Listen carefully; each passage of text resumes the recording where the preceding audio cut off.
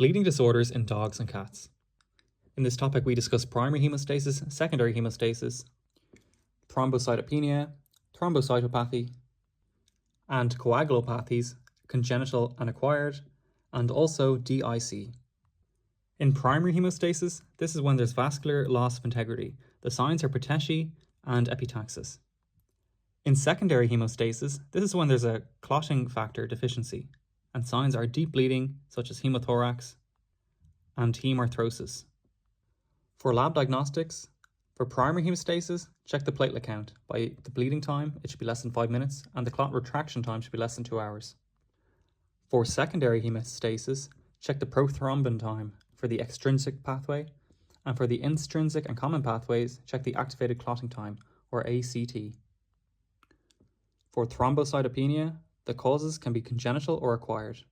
In congenital, it can be from macrothrombocytopenia, which is common in Cavalier King Charles Spaniels.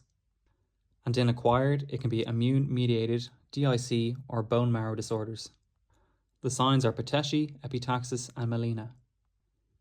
For the treatment, if it's immune-mediated, give prednisolone. And for thrombocytopathy, von Willebrand's disease is a defect where there's an impaired platelet adhesion. For the diagnosis, we can see an increase of bleeding time and a decrease of plasma von Willebrand factor. The treatment is plasma transfusion or desmopressin for type 1. And for the different coagulopathies, they can be congenital or acquired.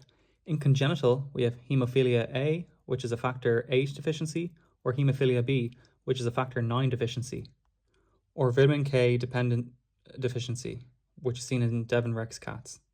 Acquired coagulopathies consist of rodenticide poisoning, hepatic failure, and fat malabsorption.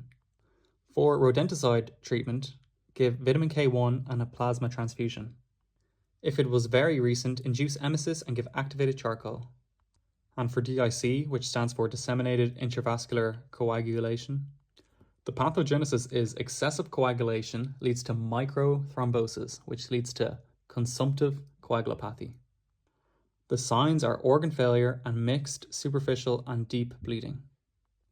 In the diagnosis, we can see decreased platelets and increased activated clotting time and increased prothrombin time, and decreased fibrinogen.